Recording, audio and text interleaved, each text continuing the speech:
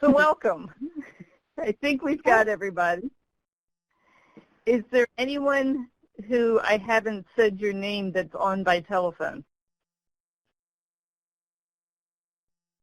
I'm here. We got Delide. Good. Yeah. So we're doing a bit of a pilot project. We had 9 people register, and there's 5 of us present, so we're at least half, which is what is often typical of the case. Going forward, I will change the instructions so we just use the telephony. It's hard to know whose computer is causing the feedback loop, and if you're not fluent with computers yourself to be able to know how to control it, that's where the complication comes in. So by doing the telephone, we both control the feedback loop, and we typically provide a more stable audio environment for everyone. So next time we'll just do it by phone. You'll have a chance to have the system call out to you instead of you needing to dial in. In terms of tonight, we've got Kathy that's going to be our host for the evening. And at 7:30, we're going to have a guest presenter, Chris Carlisle, come join us to talk a little bit about the shift from numbers to vitality and how he's done that in his community. We thought we'd start with a prayer that Kathy's picked and do a little bit of a check-in with everyone, hopefully before Chris comes in about 20 minutes. So we've got some time together. And then at the end, we'll do a review to see how this went, to see if there's any adjustments we want to make. Lisa with Laura are going to have offered to lead next month's conversation, so we can talk with them a little bit about how that might look, and we'll go from there. We're guinea pigs. We're going to try a few things tonight, and we can always make adjustments to make it most useful to everyone as we go forward. So please feel free to either give feedback tonight, stick it in the chat box if you don't want to say it, or if you don't want to forget, or send me an email afterwards so we can set up. So with that, Kathy, why don't you give us a start with the prayer? Sure. This is something from the United Methodist Church for All Saints Day. It's a prayer meditation by Safia Fasua. So let us pray. We give you thanks, O God, for all the saints who ever worshipped you, whether in brush arbors or cathedrals, weathered wooden churches or crumbling cement meeting houses, where your name was lifted and adored. We give you thanks, O God, for hands lifted in praise, manicured hands and hands stained with grease or soil, strong hands and those gnarled with age, holy hands used as wave offerings across the land.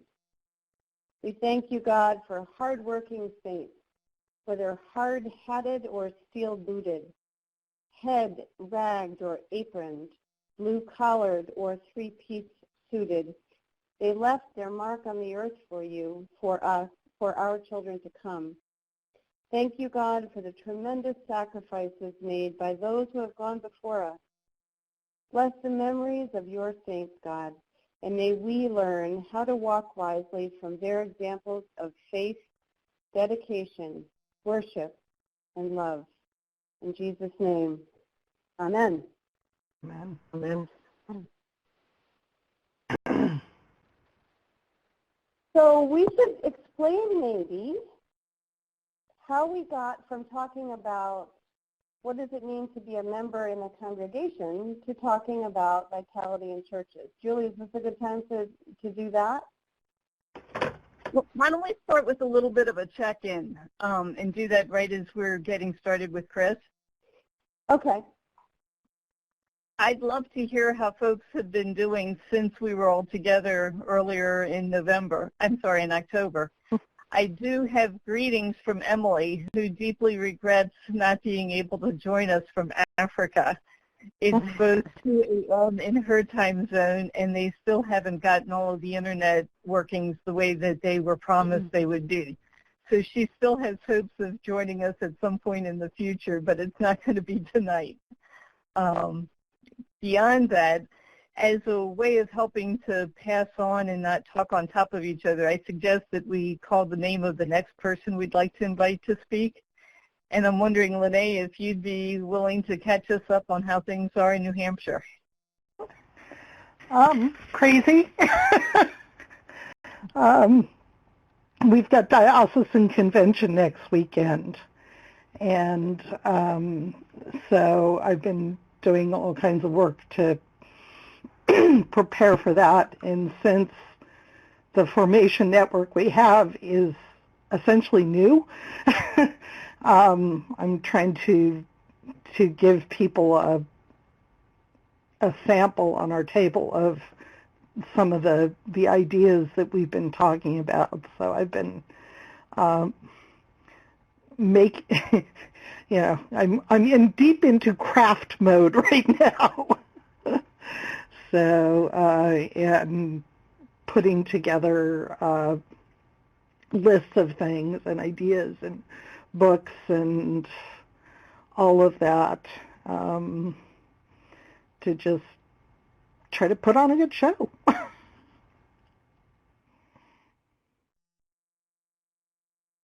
How about you, Yvonne? It looks like you're outside. Hi. Well, since I got back, I've ordered many books off of Amazon that were recommended, and I have one other Sunday school teacher, and we met and planned our curriculum for the year. Our first program is tomorrow night, and it's a combination of Messy Church and Sunday school, a much smaller scale than Messy Church. We have one activity instead of 5 or 6.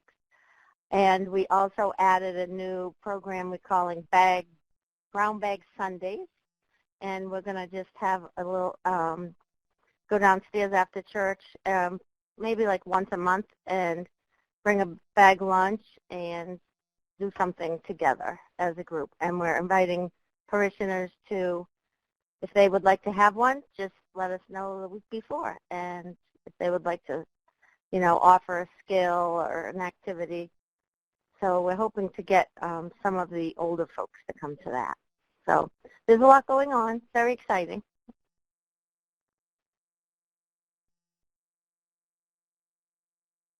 How about Lisa? We're getting ready for Messy Church this weekend. It's the Great Messy Giveaway. So we're doing things that will be donated, people inviting families to bring socks for Worcester Fellowship, which is our outdoor church in town, and soup mix to give out at the food pantries, and I can't remember, a lot of other stuff. So that's happening this week. We just had our diocesan convention this past Friday and Saturday. And so that was, I'm still kind of recovering from that, even though I didn't do anything but go. But it's a lot of extroverting. So, and sitting can be tiring. Yep. Yeah, and so they had workshops. It was a 2-day. We've been having 1 day, but this was a 2-day. So there were workshops on Friday afternoon for different activities or whatever programs that people have been doing, and then Eucharist at the cathedral, and then a banquet, and then Saturday was the business meeting. So it was good. It was good. Things in my parish have been perking along. We're still trying to make it work kind of without really a dedicated point person who's organizing Christian formation. So it's good. It's been a little, words fail me, a little flying by the seat of our pants, I guess.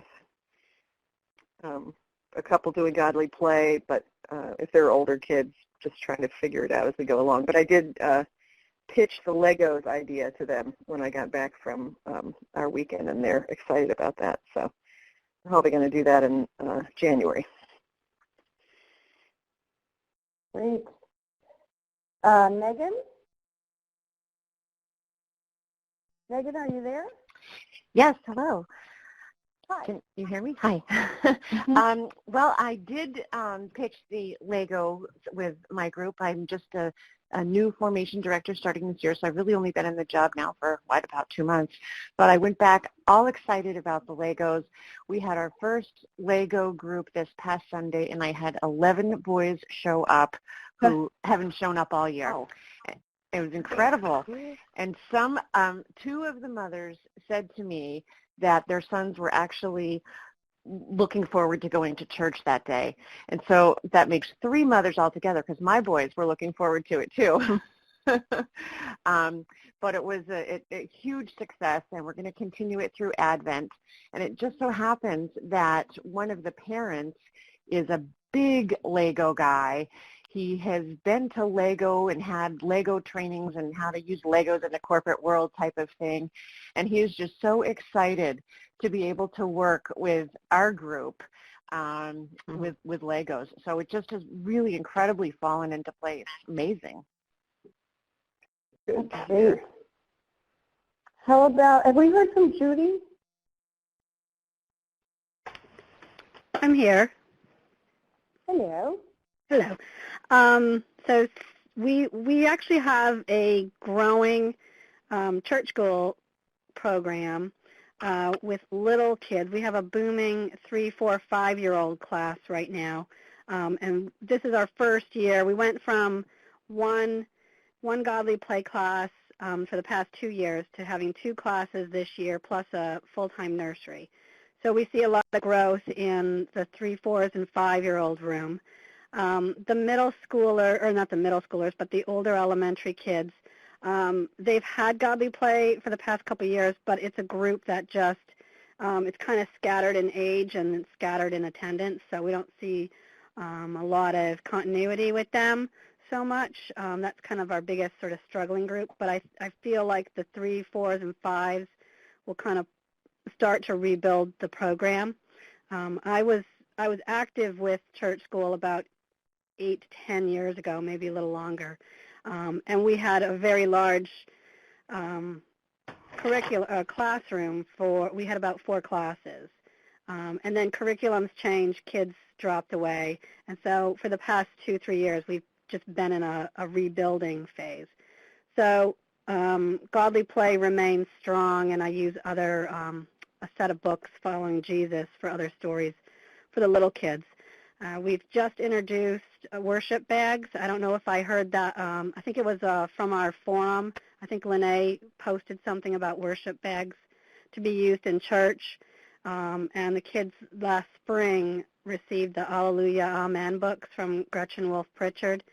And so they're actively using books now, and I add things like laminated prayer circles for them to use in church, and I'm going to be adding some other things as well. And then my focus now is going to be with the middle school, high schoolers. I was inspired by the Living Compass program, and Gail and I are going down to Boston, and my son, who's 21, he was also interested in doing some things. He was very active with a youth program when he lived in Germany, and he was part of the Happening, which I don't know if any of you know about that, but he would love to see the Happening. He would love to do a Happening for New England in the next year or two. So he wants to get involved with middle school, high school kids, and he's coming down to Boston as well, and we're trying to get one other parishioner to do that. So what we've been trying to do is reach out actually to our teen center, a local, school, city teen center, to sort of partner with them. They were invited this past week. We had the Watutu Children's Choir for a concert on the 25th, and we invited them. We had 10 people for pizza before the concert, and that seemed to go over really well. They knew it was going to be a Christian-based group, but there was enough of a cultural element that really got them interested, and now we're sort of getting calls from the teen center director to have teens come over and help with service hours, teens who need service hours. So we're kind of hoping that maybe the Living Compass program is something we can introduce in January, either, probably on a secular basis, but something that will help teens in our community, not just St. Thomas kids, so that we can help sort of get a youth group going. So that's kind of where we are. And where are you located? I forget who's where. I'm in Dover, New Hampshire, so in the Seacoast. And then there are others who haven't spoken up yet, but we only have phone numbers. Julie? Judy, Yeah. before we shift to the next person, the happening is something that could be a cross-diocesan effort, and Yeah. if it is, there's sowing seeds of God's mission grant money from the province that could help get something like that started. Great, because my husband or my son was part of the happening when it was in Europe, and he was an attendee or participant in the first happening in Europe, and then he went over to Switzerland to be a leader last summer. So that was happening 3 for Europe, and he would like to bring over, they're all expat kids, and he'd like to bring some of them over to help lead here. So, yeah, because he loved the whole cultural, the very diverse cultural exchange that they had. Just know that it has happened in some places here in the province before, and there might be ways to get it going again with provincial support. So just don't forget that. Great, thank you. I think most of the phone numbers go with people whose names we've already talked with. I just realized mine is there. From a province level, the one thing I want to make sure you're aware of is we have confirmed that eFormation Boot Camp is going to happen in New England March 10th and 11th at Boston University. So that's been what I've been working on the most the past couple of weeks. If anyone's interested in helping to be a part of that planning team, or if you have ideas for topics or of presenters who would be good offering topics that would fit along the line of helping people to be comfortable with social media in more of a hands-on way, that's the kind of folks we're looking for to tap to be a part of the 2-day event. We have confirmed Keith Anderson is going to come Friday night to keynote it, and we'll have workshops all day on Saturday at Boston University. So that's my big news and what's been the focus of most of my time since we were together. That's great. Yay. And I guess my second would be that we had a really wonderful celebration this past Sunday of both an All Saints, kind of a traditional All Saints Sunday, but also Day of the Dead, or Dia de los Muertos, where kids came in costume and we learned a little bit about the Mexican tradition. So it was a really, really fun Sunday, and I'm feeling encouraged about that. So should I now segue into the Satan switch we've done here, Julie? Okay. So when we were all together, one of the topics that a lot of us got interested in was this idea of what does membership actually mean in an era where people don't attend every single week and sometimes not every single month. And sometimes people will come twice a year and then be terribly offended if you suggest that perhaps they're not active members of the congregation. So the idea was to talk about what does membership mean in a congregation, and what is the relationship to faith formation. And Julie had this great idea of contacting the Reverend Christopher Carlisle because he has an interesting take on that, about what does it mean to be a member of a congregation. And so in the initial conversations with him, what we discovered is really we were probably asking the wrong questions. And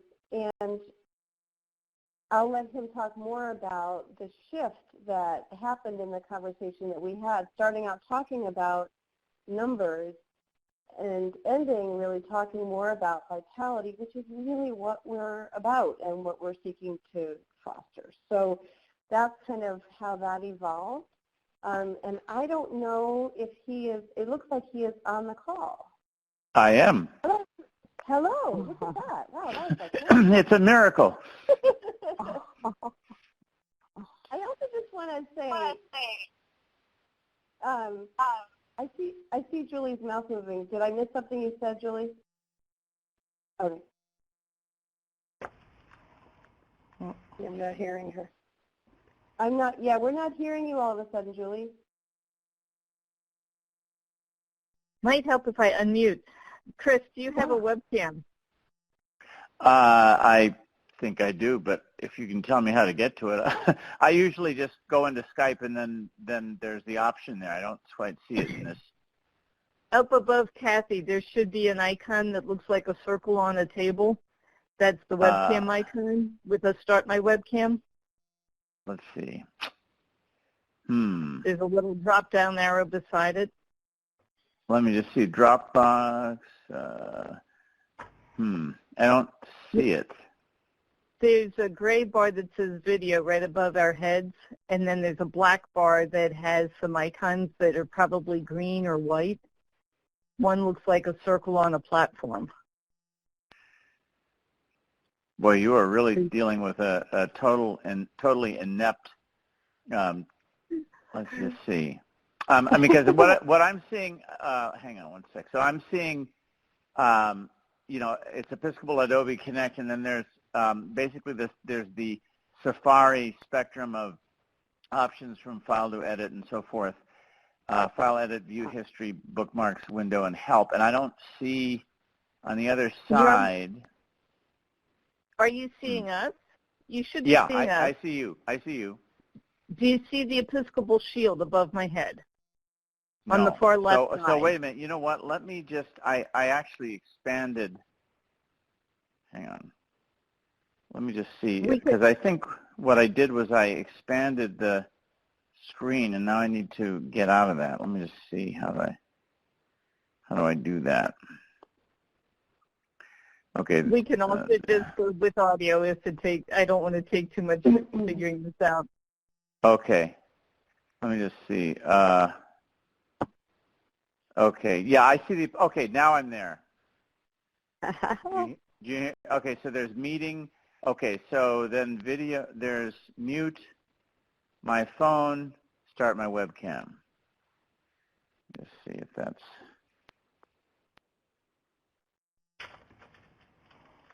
Did that do anything? Oh, there.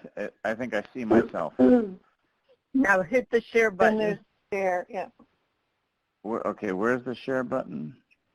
When you're seeing yourself, it should be right on the screen with It your says, picture. okay, all right. Am I there now? Oh, boy. All right. It's amazing. This stuff really works. So welcome. Thank you. So do I need to still be on my phone, or can I? Yeah, I guess I do, don't I? Okay. So what we were hoping is maybe you could tell us a little bit about yourself. Kathy's introduced the fact that you've shifted our focus by asking why we were looking at numbers, and you had some experience with that. And give us a sense of what you've learned in the process of exploring new ways of considering the new church that we're a part of. Well, okay, so Kathy and I had a conversation about membership and numbers and so forth, and I reflected upon my experience, very scant experience, only 2 years in a parish before I went to the University of Massachusetts campus, and it was in the parish that I really learned the economy of scarcity. While you couldn't sort of identify it and no one dared talk about it, everybody was worried about what the parish might not have or didn't have. And so, as we would process down the aisle in the sanctuary, there would always be the question, the most important question in those moments was not who is here, but who isn't here. And so the anxiety that, that we offended the Joneses and on and on, worrying about, or, my sermon last week stunk, and so that's why they're not here, or they've deserted us for somebody else, really served to preoccupy me, and I think actually most of the clergy in this parish, with a question that is 180 degrees wrong. Because the question, which we all know, and we can sort of we can live into, easier in a sanctuary, easier in maybe in an office or in a conversation than in a sanctuary, is so who is here? And I really think literally and metaphorically, Jesus' admonition that when 2 or 3 are gathered together in his name, he is truly in the midst of them, is something that I carried with me onto a college campus where nobody wanted to go to church, and then, sort of inspired me to try to innovate new ways of being the church in the midst of that. And then from the campus to go to street ministry, which is what I've been doing for the last 6 years, and actually began as a result of a TEC grant that was focused on campus ministry, but which we decided could only be fulfilled by way of something very innovative. So anyway, so I've been doing that for 6 years. I just started a second one with several other colleagues. The first one was begun by Steph Smith, who and me and Eric Fissler, and Steph is now the full-time person in Northampton. In Greenfield, I've started it with my associate in another project with homeless and marginally home veterans, Allie Bronner, and a UCC pastor, Lance Humphrey, who isn't yet ordained but went to Andover Newton. And we started Cathedral in the Light in Greenfield, which is in some ways a not obviously very different model, but it is from the inside, because what we're trying to do is to create sustainable ministries. We managed to get a lot of money for Cathedral in the Night Northampton, but we realize that most places can't start a ministry with $100,000 a year for 3 years or 6 years. In fact, that's more than a lot of parishes now have per year. And so we're trying to figure out how to create community that's cheap, and as it turns out, and we learned this in Northampton, really sort of permeable relative to the secular world. That is to say, without walls, neither do you have impediment in the way that you can sometimes have in a parish, where walls and thresholds mean to people from the outside that they don't belong.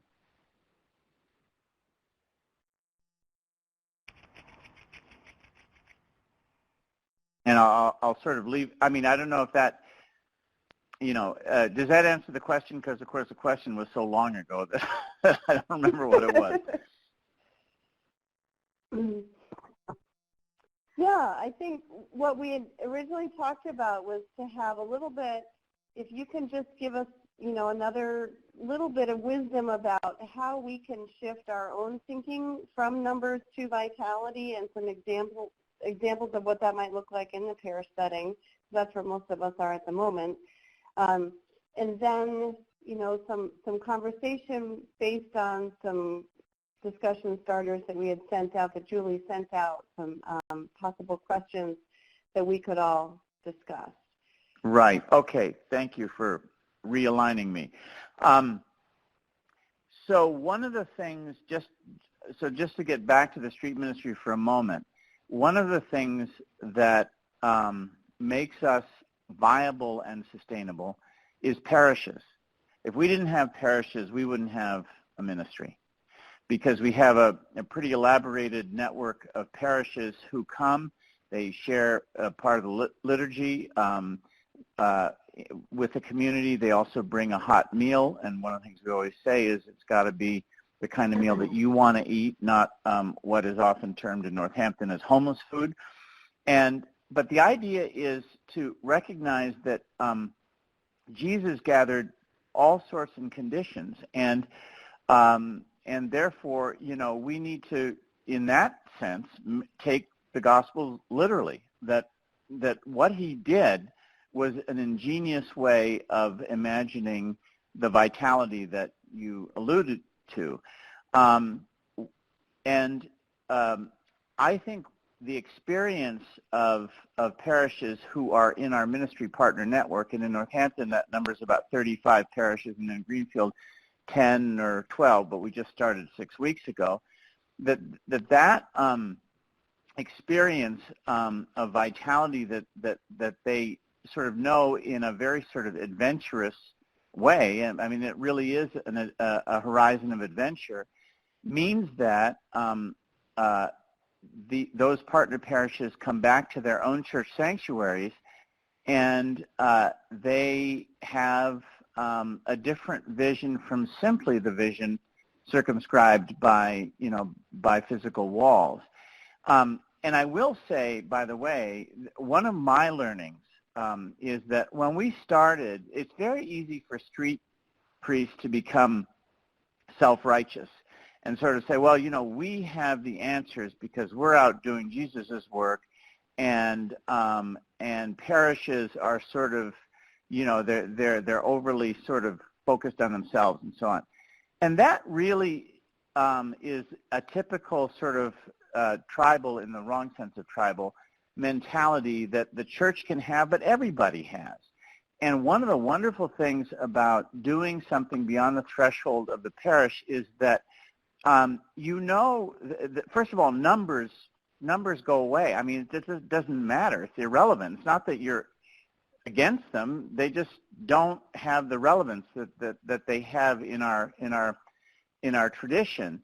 And then the question is, well, what do you got? And what we realized you have and you need is that vitality that that often I think institutional people like to dismiss as an immeasurable metric. I actually don't think that's true at all. I think you may not be able to define it, but you know it when you see it. You know it when you feel it. And if that isn't more real than a ledger that has a bunch of digits on it, then I'm in the wrong business. And I really think that at the same time that we need to recognize vitality as absolutely as a metric, but of a very different kind, we also need to advocate for ourselves when we're discussing this with institutional people who are still sort of thinking about economic and mathematical metrics.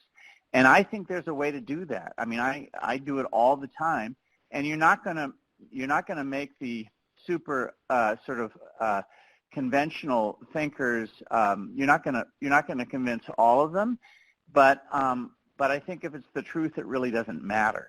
And so for me, the numerical, we don't even think about. I mean, somebody said that someone came up to Stephanie in Northampton a couple of weeks ago to give her the count, which was, I guess, like 140 people. Well, okay, so aren't we happy about that? And there's part of me that says, hey, wow, that's great. But I think the moment you do that, you collapse that sort of vitality, which Kathy and I were talking about, about the fact that Jesus is, Jesus essentially uses the word life when he uses the word life, they're used in two different. There's zoe, which means vitality, animation, and psyche, which basically means you got a pulse, you're alive, kind of thing. And I think that if you take literally that eternal life is always used with the word zoe and never with psyche, then it's no longer a question of some kind of destination far off down the road where we can say we did it, but rather it's the moment that we have to live in to recognize the incredible life of God that inspires members, non-members. I mean, these are all, to me, arbitrary terms. The sanctuary versus the world, again, I think an arbitrary distinction.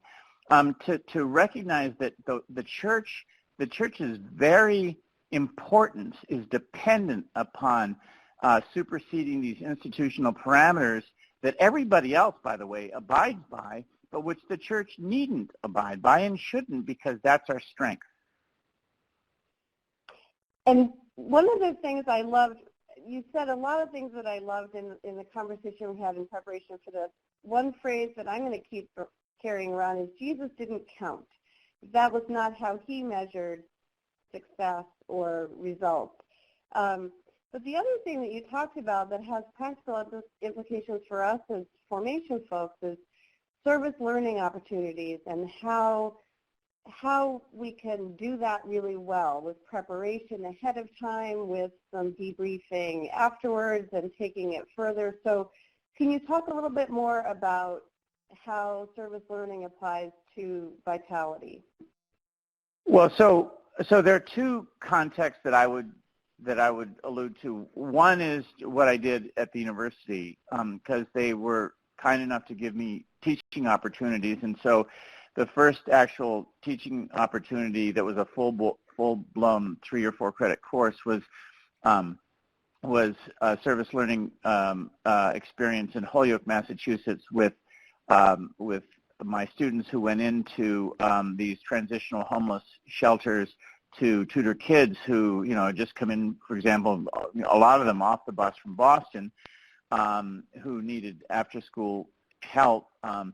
And, those students, unlike some other students that I taught in more sort of explicitly spiritual contexts, simply knew that they wanted something more than simply getting equipped to make money.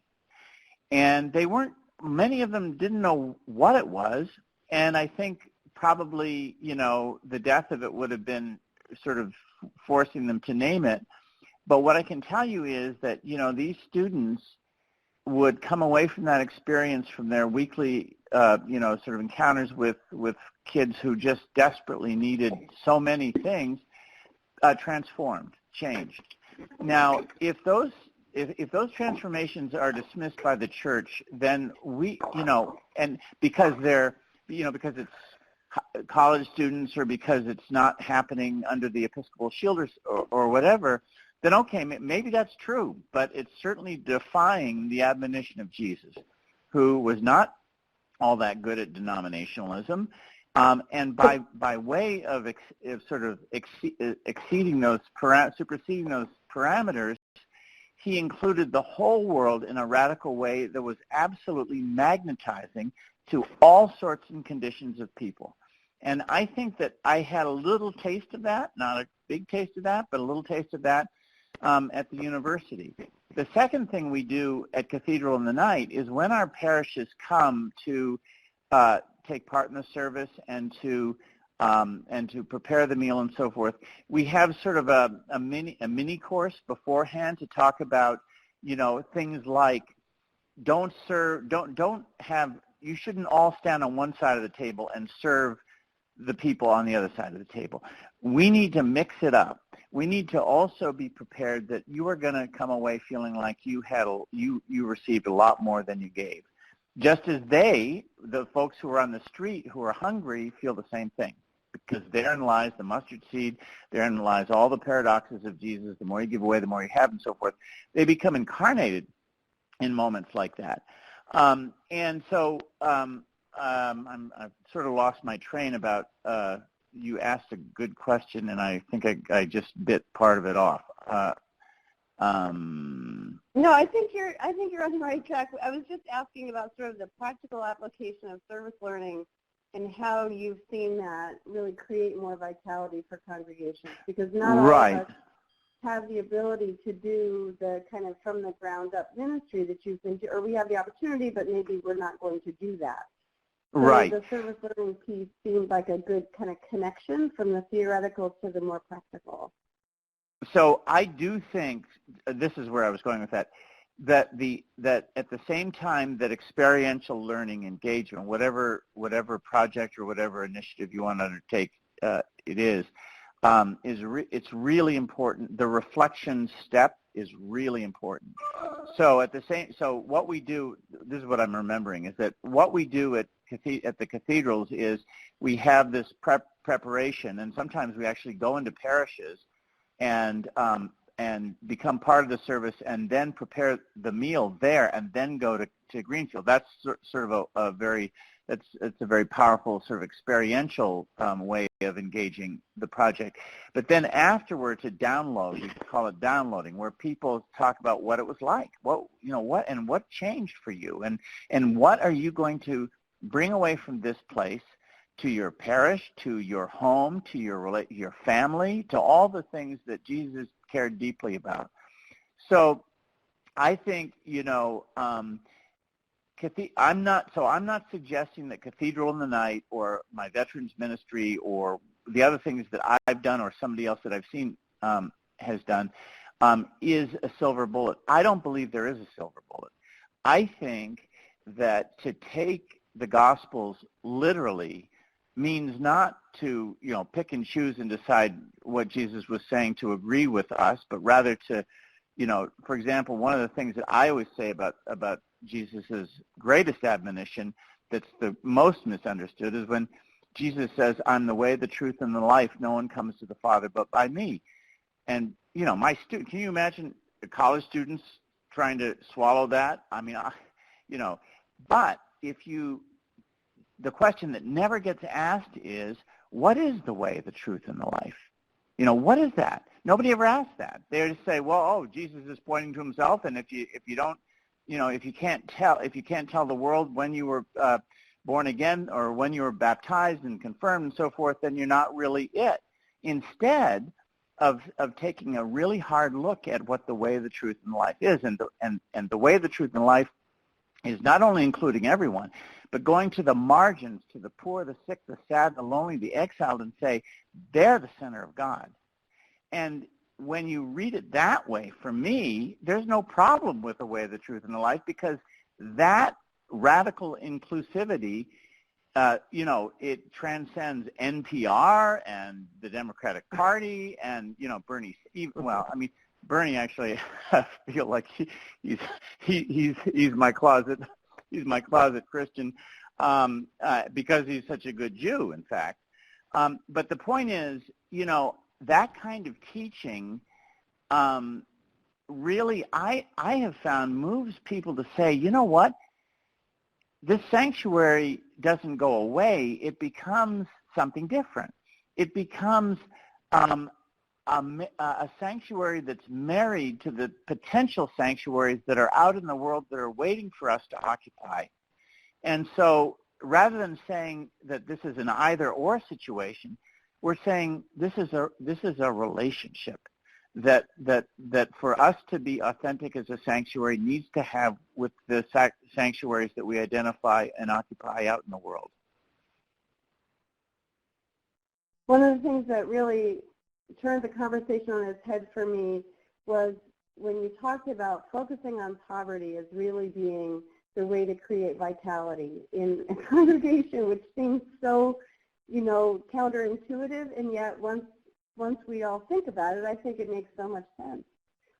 So I feel like the Reverend Chris Carlisle has done his job, and beautifully so, with presenting some background and some thoughts and some stuff for us to chew on. And Julie, I forget, did you explain earlier about how we use the hand-raising thing, or do you want to take that piece? Sure. You might notice up above on that same bar where you can mute is a little person that looks like they have their hand raised. If you click on it, you'll see that you have the opportunity to raise your hand.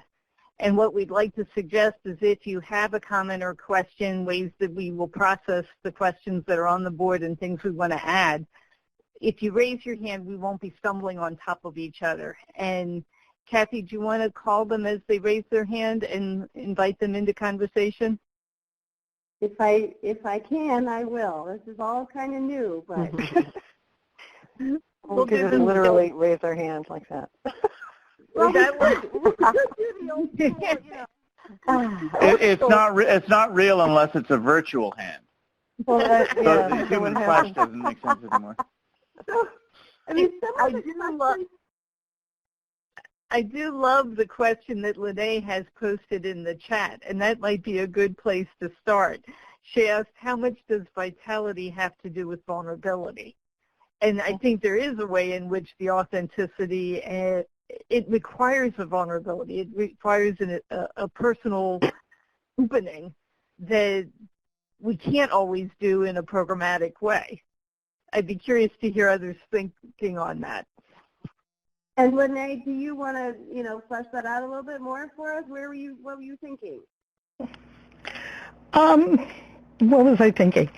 I was thinking that the kind of, to go back to the starter questions about when does the Holy Spirit seem most alive and active? It's those places where people are willing to be vulnerable and to not be perfect and to be stumbling around. And the conversation about outreach kind of triggered some thoughts about those times when outreach works best is when there's mutual vulnerability. And I don't know, that's just kind of what was floating around in my head. Lene's reference to some of those questions, do we have those? Let's see. Was that in the notes that we can all see, Julie? Okay. So, yeah, describe a time when the Holy Spirit seems most alive and vital in your ministry setting, and what were the elements that fostered that? What results did you see? Because as Chris was talking about, how do you measure that? I think it is helpful to have that anecdotal evidence of that. This is how I knew. And then some of the other questions are, what's one next step we could each take to support change, and something practical that maybe we would even ask each other to hold each other accountable to do in the next 2 to 3 years, or no, in the next, between now and the next web conversation even. I like the 2 to 3 years better. Which you can take your time frame. But then looking not only at the, your local level, but the institutional level, because at least for me it gets discouraging to only just do within my own little circle, and it's helpful to look at the systemic actions that you can take as well. So I'm looking to see if I have any hands up right now, but I don't seem to. Somebody raise your hand.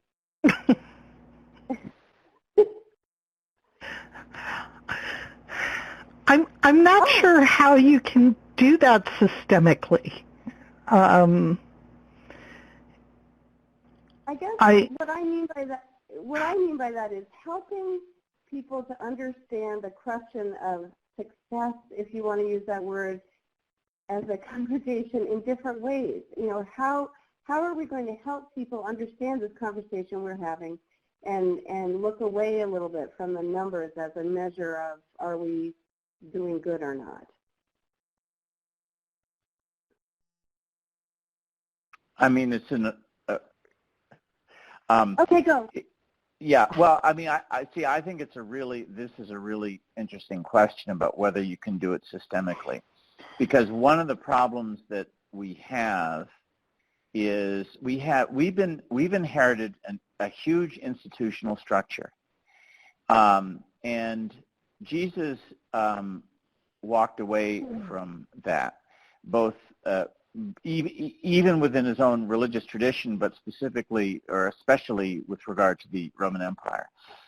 And most of his message telegraphed this question, can you do this in a massive institutional setting, or do you need to wander and be outside and be constantly in tension with the Roman Empire and with the Sanhedrin and with the Pharisees and all the people that we know so well.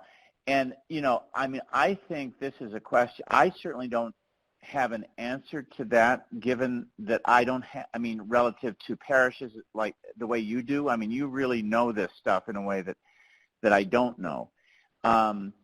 but I have to say that I do think this institutional tension that you know is being replayed and has been replayed for 2,000, if not 4,000 years. And so then the question becomes, okay, so this is what I have, and what am I going to do about it? And I think, you know, if I were, again, see, I don't know I just don't know what you know about how parishes operate. But if I were to just, you know, answer a question I'm not equipped to answer, which I probably do too often, I would say that identifying those little minions of people within the parish, because Jesus chose a minion. I mean, look, you know, he had a chance to make a mega church when he fed the 5,000. He had a chance to have a program parish when he, you know, they figured 200 to 300 were hearing the Sermon on the Mount. He could have said, you know what, we're going to hang on to this now, but he didn't. So what did he do that is relevant to parishes? And I think what he did was he identified the power of the minion, 10 to 12 to, you know, I mean, we say 10 to 12, but really with women and children, probably 20 to 25, who took on their ministry in a very serious way. And what happened? It transformed the world. And so perhaps one of the ways to think about it in a parish setting where you probably got anywhere from, 50 to 200, is to say, you know what, I'm looking for minions. And I'm not looking for one. I'm not looking for a little cathedral in the night. I'm looking for people to identify their gifts in the context of a very small group, and to not recognize the threshold as the boundary that binds these minions away from the world, but rather as a threshold from which to jump into the world in the way that Jesus did. And I don't know. I mean, I'll stop there because I really don't know well enough what I'm talking about in terms of the concrete day-to-day reality of parishes. But that would be my hunch from a very extra-parochial, position. Well, let me ask Lisa, as a parish priest, what are your thoughts on this as you're sitting here absorbing all of this? Yeah,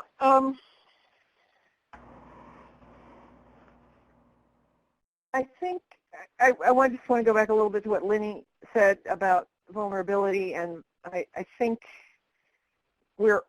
my sense is we're all feeling pretty vulnerable because the old ways aren't working, in a lot of ways in the parish. And I've only been ordained 8 years, so I've talked to people who've been, in parish ministry for 30 plus years, and just feeling like they don't know what they're doing because the ground is shifting under our feet, kind of. So for me, in terms of the question of like membership and vitality, when you really don't know who you're going to have week to week in terms of formation or participation in the parish, those minions are hard. Even like I'm thinking about my vestry. Like it's just, when I was a vestry member 15 or 20 years ago, yeah, I think so. There's just a lot more that can be counted on than it feels like there is now. And so we're operating from a place of vulnerability, and so I think it is helpful, as Chris is framing it, to recognize the ways in which that is like Jesus' ministry or like the early church. That we don't have kind of the force of the institution. We lament about competing with sports or competing with other activities. At our diocesan convention, actually, Tom Callard, who's the priest in charge of the cathedral, kind of interim dean, did this wonderful sermon about, he was off on a Sunday and was out, and he saw people, having brunch and playing sports and having fun, and it wasn't like this hellscape that you can imagine, all the people who weren't in church. It was like they actually seemed to be having fun. But he used the metaphor of being out in the woods, as a kid, and when the bell rang, he knew it was time to come home for dinner, and how we are called to, like, be the bell. Because it's not just about, obviously, getting people in the door, but it's the way, the truth, and the life, as you said, Chris, that, you know, how do we share what we have experienced that adds joy and purpose and meaning to our lives with the people who aren't coming in, and to be the bell. And I do think that starts with kind of naming the vulnerability and doing what, you know, what you've got, like who told the story about the 11 boys, you know, who showed up for Legos. It's like it's not always what we think. You know, it's not maybe what we even know how to do or are good at. It's like something new is what might spark this kind of participation and interest. And I can't really, it's been a struggle in my parish, I will say, to build support for, like, our outdoor churches, Worcester Fellowship, and even when I married the director, as I did last year, it has not, like, taken off in the parish in terms of people really wanting to be involved in that. Some people are, and some people are involved in Messy Church, which we're also doing, you know, as another way of reaching out beyond the walls. But I struggle a lot with how to cultivate a sense of vitality in a parish when it can often feel like the faithful remnant. And for me, part of that is just naming it and focusing on the kind of intimacy and vulnerability and truth-telling and community building that can happen even if there are just a few people. So I don't know if any of that is helpful, but that's what's coming up for me with all of this. Judy, sorry. Hang on one second, Yvonne, because I wanted to mention, Judy, Okay. does everybody see on the right-hand side, are you watching the chat box as well? I'm learning all this along with some of you, but Judy has made a point that the same people doing the same thing is not vitality, but it's what we fall into. And I think some time ago, many of us had that experience of the same people doing the same thing all the time, which wasn't all that vital, but at least we could count on it. And now, Lisa, it seems like you're saying we can't even really count on that anymore because those people aren't there doing what they've always done anymore. So the vulnerability that Lene was first talking about, I was thinking of as those whom we serve, you know, being vulnerable. And Lisa, you're tying that together with that we also are, we in the church and the institutions are also vulnerable, and it makes that connection so clear. Yvonne, what did you want to jump in and say? Well, it just makes me think of, I mean, we have a very small parish. You talk about 50 to 200. We have 20 on Sunday lately. And where is that? Up in Berlin, New Hampshire. But I feel like our parish is has a lot of vitality, even though we're so small. But over the past couple of years, since I started helping with the Christian formation, with the classes and stuff, we've actually been just planning activities beyond the church walls, going bowling. We went snow tubing. We had a little fundraiser out on the sidewalk to raise money for the CHIPS program in New Hampshire, which we purchased gifts for children of incarcerated, whose parents are incarcerated. And what happens is wonderful. We meet people. They talk to us. They tell us stories. We tell them stories. And everyone comes back all energized, and they didn't realize that they were going out to do evangelism, because you can't use that word, but it just happened. And so I think and then people want to do more. I just got to tell you one quick story. So we raised $200 to buy gifts for the CHIPS program, and what we do is we take the kids, I meet them at Walmart, because it's the only store we have, and I let them pick out gifts for kids their own age, to give away. And so we filled the basket, and we're trying to do the math as we went along. And when I got to the cash register, I said, I have to stop at $200 because that's what we have. And I told the cashier, the kids raise money, they sold Blue Bear floats, and all these gifts are going to children whose parents are in prison. And she didn't seem that interested about that. But anyway, I just mentioned it. And then so we got to $200.18. And I still had a basketball and another gift. And so I'm counting out 200 in like $5s and $1 bills. And I'm thinking the guy behind me is going to get mad. I was worried he was going to get mad at me. So I finally finished, and he said, oh, wait. This man just spoke up and said, wait, I'll pay the 18 cents. And I said, oh, thank you. I was so excited about 18 cents. And then I started to leave, and he said, wait a minute, come back here.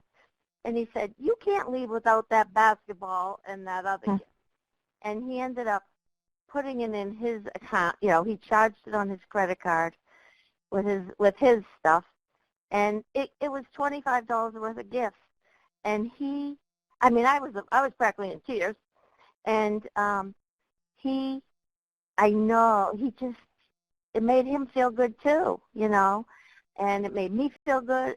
I'm sure the cashier, she saw that happen, and so I think things like that is what makes us vital, gives us vitality, because you pass the story along and then people get excited and they want to be part of it.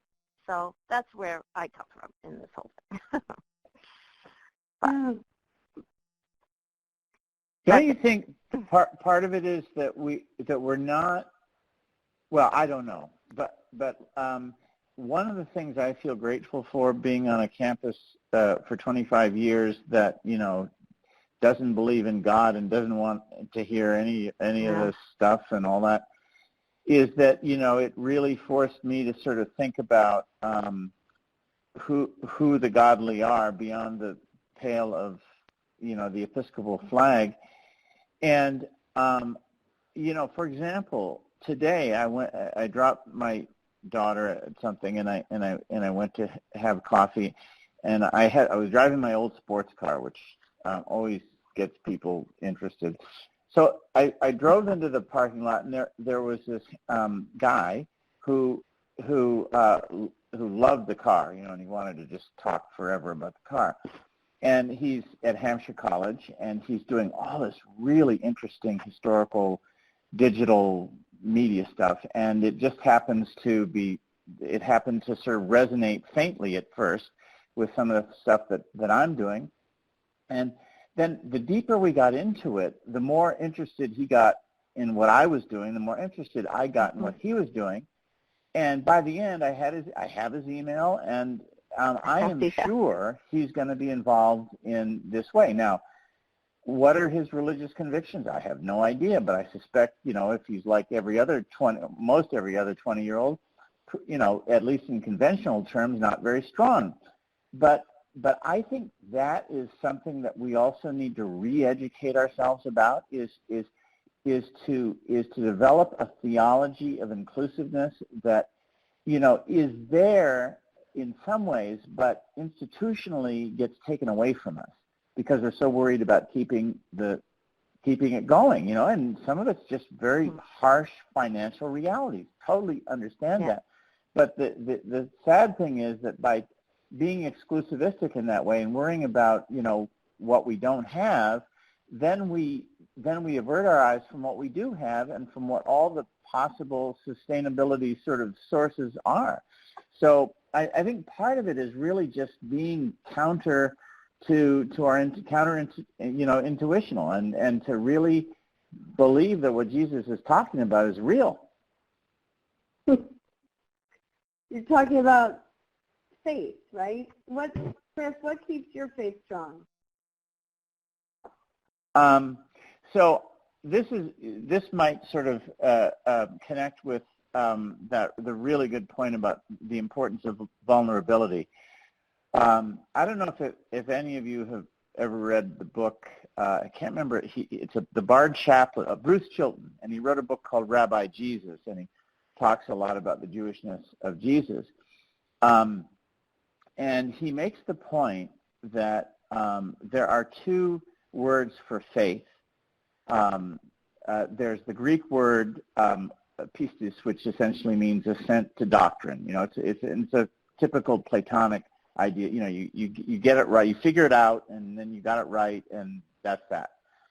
And then in the Hebrew, imuna, he says, derives from ima, which is mother, mama, and then makes the distinction between faith as a kind of abstract enterprise and faith as a nurturance, as an enfleshed relationship. And that's what, to me, you know, when I think about my mom, and she's now 88 years old, that's what I think of: vulnerability, and therefore openness and nurturance and mutuality and all the things that I think are just ingredient to Jesus. And I think that is, it's the second, I mean, and I tend to be pretty Platonic, but that's the second, that kind of faith is what makes me most profoundly believe this stuff. And it's one of the things that I think is available to one moving beyond the threshold, whether it's, you know, the physical threshold or just the threshold of our own comfort, to realize that difference can be a beautiful, challenging, and opening thing. And very often, you know, in any institution, we tend to want to close those things down because we want to keep the thing, we want to have a party line, and then, you know, and to be able to identify who we are, whereas I think it's in that kind of vulnerability to, you know, in the midst of difference that we find out who we are. That's not about affiliation in this close way, and it's not about being the same, but rather it's about being different and then identifying the one who coheres all of our difference. And that, for me, is who God is. So. Thank you. Judy's got another comment, and we haven't heard her voice so much. Judy, do you want to, speak up? Yeah, I can. Sorry, I'm just so used to typing in these chat boxes when I'm on conference calls just to kind of get comments or thoughts out. So it's just a habit. And I don't want to forget anybody that we're not seeing. I'm such a visual person that, who else are we not seeing that we need to hear from?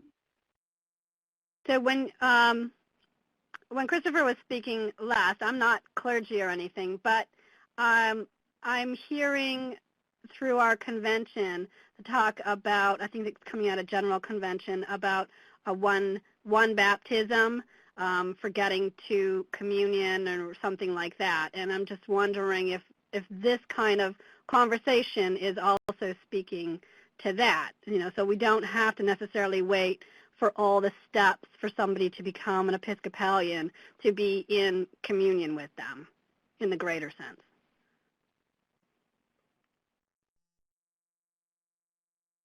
Should I respond, or I didn't know if you wanted me to? I'm not sure. Respond. What can you say a little bit more, Judy? Do you have a question around that or some thoughts around that to share? Well, no, it was just that I thought it's sort of wrapping down to that question about one baptism. So when we're looking at members, who's a member of our church, I think there is starting to be some talk about you don't have to necessarily be baptized and have communion in order to be a member. You know, where does membership start? And is it in just one baptism? So I'm probably confusing it all because I've only heard bits of it, you know, in passing, and but talking about, you know, membership and sort of getting outside our walls. I mean, I think that's what's kind of the lure to get outside the walls, is that we're not necessarily waiting for people to come in and dot their T's and cross their I's in order to count them as a member. It's kind of what I think I'm hearing a lot of the conversation about. I think that's accurate, and we're really talking about, I mean, one thing I'm taking away from this is that when I think about membership, I'm actually thinking more now about who are the people who are most alive and being transformed through the things that they're doing and the experiences that they're having that are peripherally connected to the church. We have a community Thanksgiving meal. We did this last year for the first time, and so this is coming up our second year. And when I think about vitality and what gets people excited, this thing has people on fire. And most of the volunteers come from the wider community. They're not members of our church, but they are more invested in this event than people who are on our rolls, for 50 years and stuff. And it's getting people excited. And it's also, I think I love best is it's breaking down this idea of us and them. Because we've had initially people coming to say, I want to help the needy this year. And we can have a conversation about, we're all needy, really. And one thing I need, for instance, with my adult children all over the country this year is I need to be with people on Thanksgiving. And so I'm so excited that I'm going to be at the table. And, challenging these ideas of who is serving and who is being served. And I love that ends up looking all interconnected, and you can't separate that out. And last year, we had the chief of police sitting next to this guy who kind of wanders town. He lives in a rest home and kind of a different kind of guy. And these guys are having Thanksgiving dinner together, and that was just like, okay, that's the kingdom. That's pretty cool. Are there others who have not been speaking that I can't see your face? Julie, do you have the list of people? Because I'm afraid I didn't write that down as we were all checking in. Like Megan. Where's Megan? I'm here. Hi, Megan. Hello. Hello. No, I'm here. I've just been enjoying listening to this discussion and picking up lots and making a bunch of notes on it. A lot of good things that I'm hearing. Good. Are there others that are not? Who? Can I get us to the point of asking what takeaways we have? I thought your question, Kathy, asking us, was there something we wanted to hold each other accountable to, was a good one in terms of seeing, is there anything that is a so what, something that we want to take away from this conversation? And I'd just be curious to hear if we have any of those thoughts. I have one since I'm still on talk. And is this Megan? Yes, Okay. it is. So I'm new in this position for about 2 months, and one of the things that I heard was that sometimes parishes focus, this was at the very beginning, focus too much on who is not there. And being new in this role, that's definitely something that I am very guilty of. I look at our directory and I look at the Sunday attendance and I check off, who has not been there. And I am, what I want to do right now, since I'm just starting out, is take advantage of this opportunity and reach out to those people with a phone call or an email or something. But now that I've heard this, I really want to make sure that I'm very careful to not make it obvious that I've noticed that they're not there, so I'm going to kind of change my little script that I've been working on, and instead of, I've noticed you haven't been there, make it definitely more of, I'm just calling everyone to make sure everyone is welcome. So that is a big takeaway for me for tonight, so thank you for that. And Megan, related to that, one of the things I'm trying to do is reach out to the people who have been there. So I've been trying to write notes to people that I've been seeing, and just thanking parents, especially of young children, just say, hey, thank you so much for making this work in your life. We know it's not easy, and it's just been so great to have you so regularly involved. Because I realized I would often wait until I didn't see them before I actually connected. So that's something I can work on. That is fantastic takeaway number 2 for me. I really like that idea because it's also will help strengthen my relationship with that person. Right, exactly. And how often, we're all like that, right? Nobody notices right. when we're doing what we're supposed to do and say, you're amazing that you're doing what you're supposed to do. So, yeah, it's kind of nice. Other action items, people, that come to mind for people. Yvonne? When I do talk about, like, tomorrow night we have our program, the first thing I say is not going to be how many people were there. I'm not even going to tell them, the people that in church on Sunday. I'm just going to tell them how much fun we had and how great it was, and not worry about the numbers. Yay. Yeah. That speaks to me too, because I've trained myself away from that. It's like the first thing that pops into your head, like, how was church? 40. It's like, there was more. So, yeah. The other thing I was thinking about, because I've been, as for my own buoyancy or whatever, trying to notice more those little moments of vitality or joy or, a transformation. And so maybe that's something we could commit to or, practice in the next month is just, like a gratitude journal or something like that, where there's just kind of make a practice of keeping track of some of those moments, so that when you look back over the last month, it's like, these good things have been happening. I think that's helpful, especially we're in, like a lot of people, our stewardship season. So, I think that's another good way of bolstering people's, stewardship and giving and investment in the parish in all ways is to lift up those moments. Definitely. Can I just jump in about the stewardship question and also the question about who's there? Just to say, just briefly, I think we need to ask the question, what is there? Where is there? What is the there we're talking about? And of course, we know what the conventional answer is because it's where we work. It's where it's the physical structure that sustains us economically and convenes the community and all that.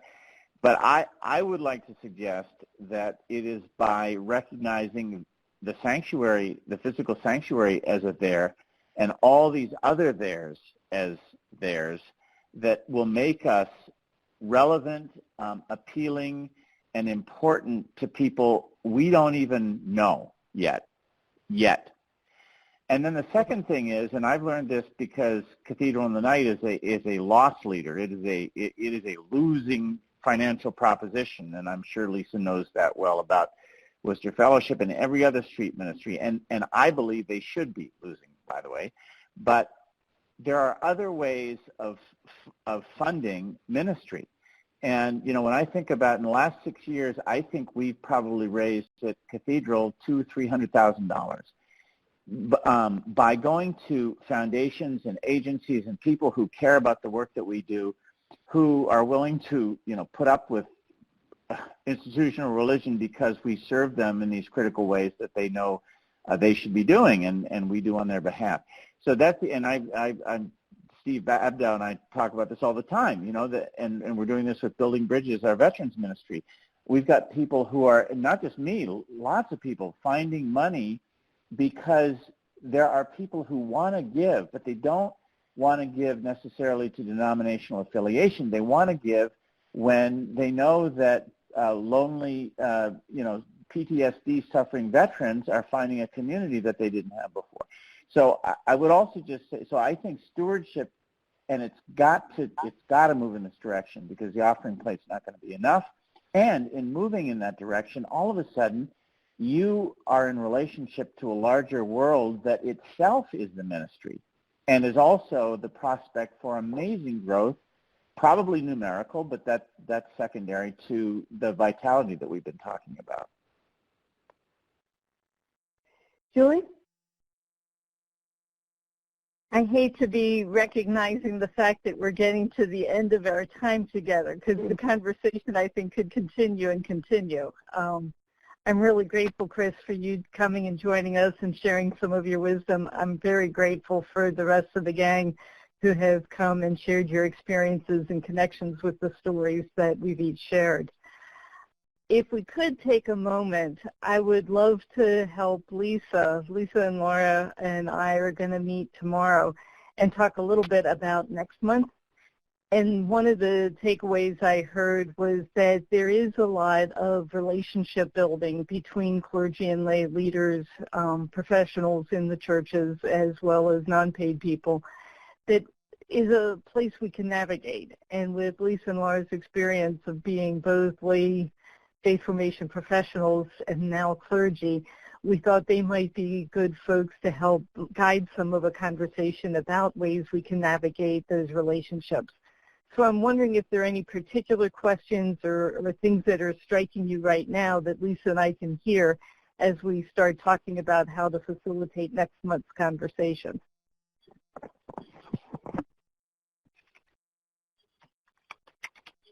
Biggest thing I deal with is suspicion. Who do you think you are?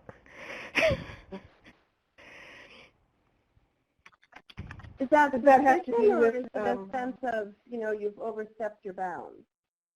Yes, Overstep my bounds.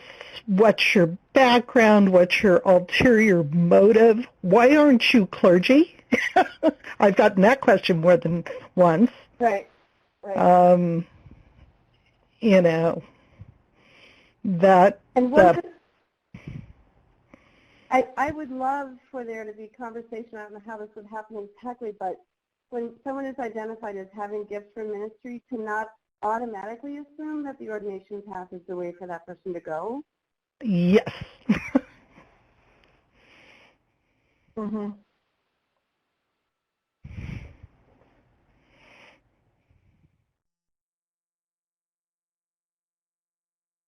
Are there other comments to help build next month's agenda?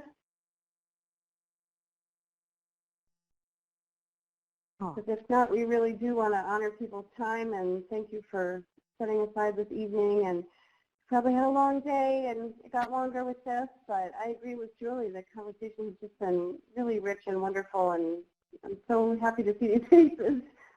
Yeah, you too. Thanks. I will send out. How do we end? Sure.